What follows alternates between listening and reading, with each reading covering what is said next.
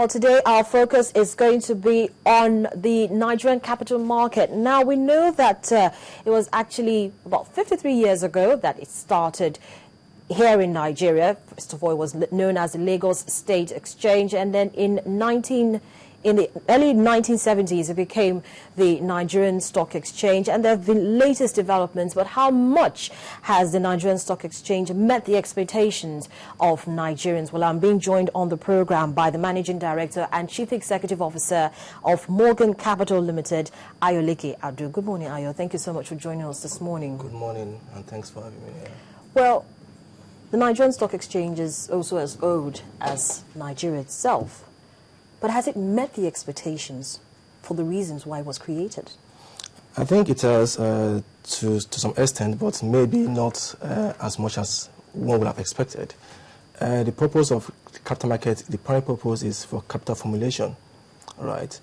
And capital formulation as in being able to be the vehicle through which you can be able to raise money and also find liquidity for your investment.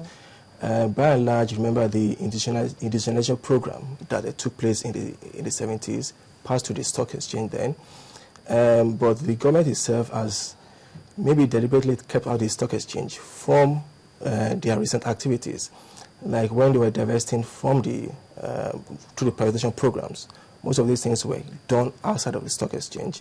But now what we are saying is that if you're trying to privatize, please do it through the exchange.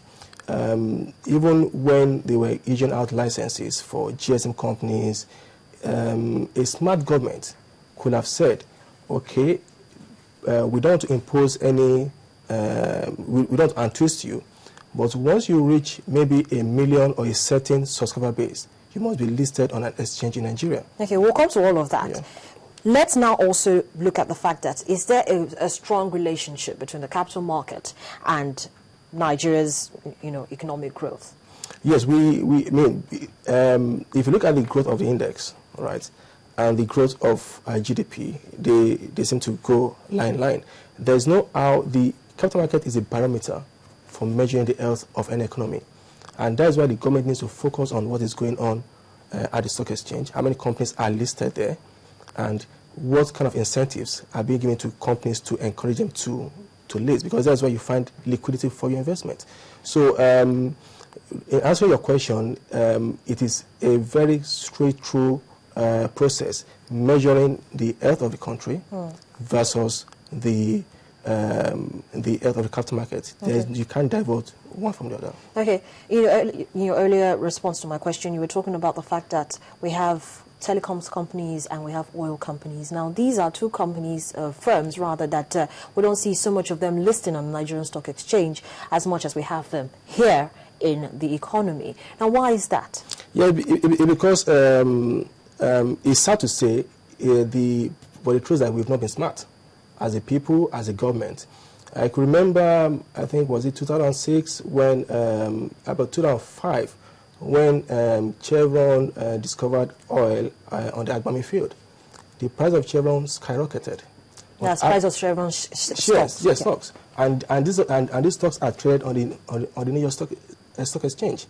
If the government had put some kind of measures in place and put in the license of Chevron or whoever is the operator then, that once you are producing oil above 1 million barrels on any field in Nigeria, you must be listed on the Nigerian Stock Exchange.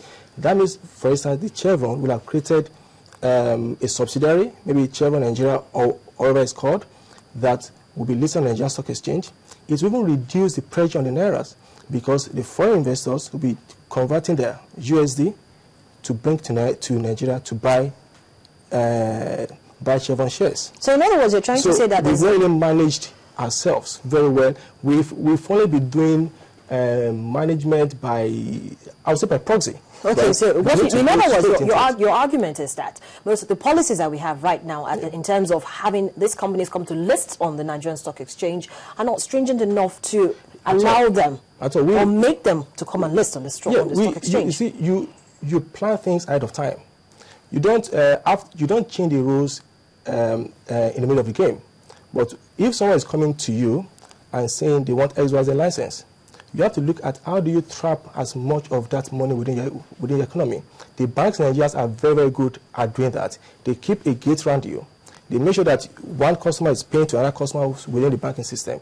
That is the same way the managers of the Nigerian economy need to be looking at all these things.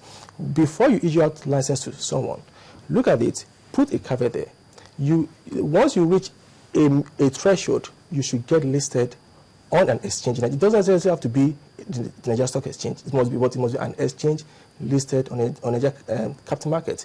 And it's for the person that wants the license to now decide whether it wants this business or not. And I can bet with you, 99.9% of them would have accepted. Well, you know, this is not only peculiar to oil companies. We'll also see this in the telecoms companies. Exactly, that's what I said. Recently, the Information Communication Technology Minister, Omobola Johnson, actually visited the stockbroking community and said, we're going to have more of these companies come to list on the Nigerian Stock Exchange. Yeah, by now, you can only appeal to their good nature, right?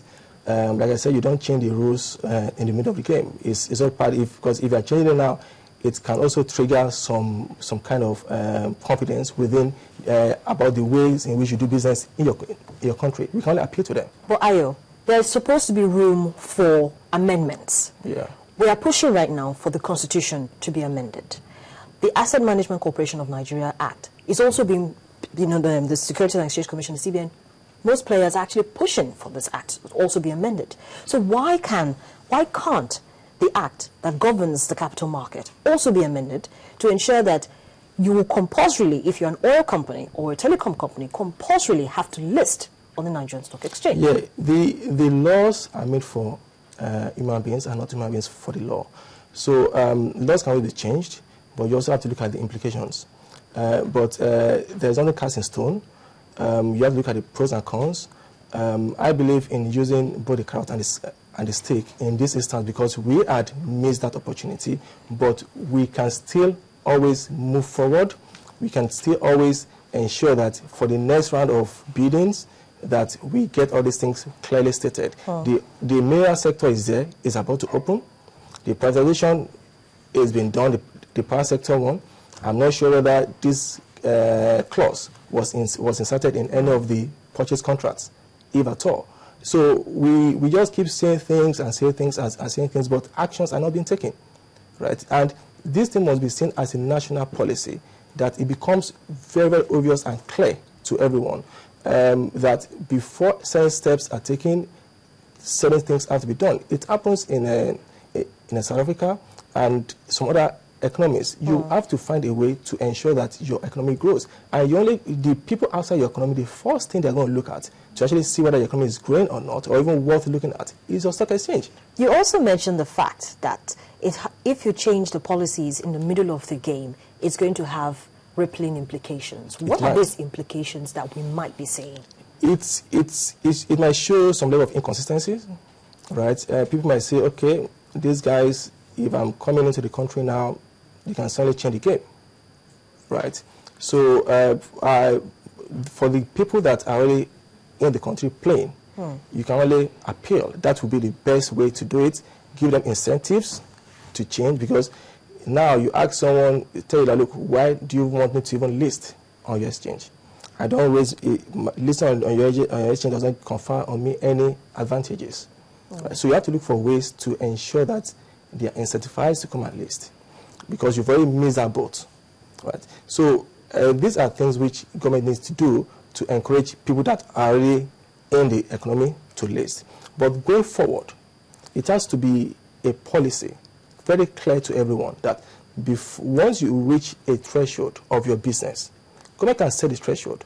Once you reach it, you must be listed on an exchange in Nigeria. Simple. And the person, it now become a compliance issue.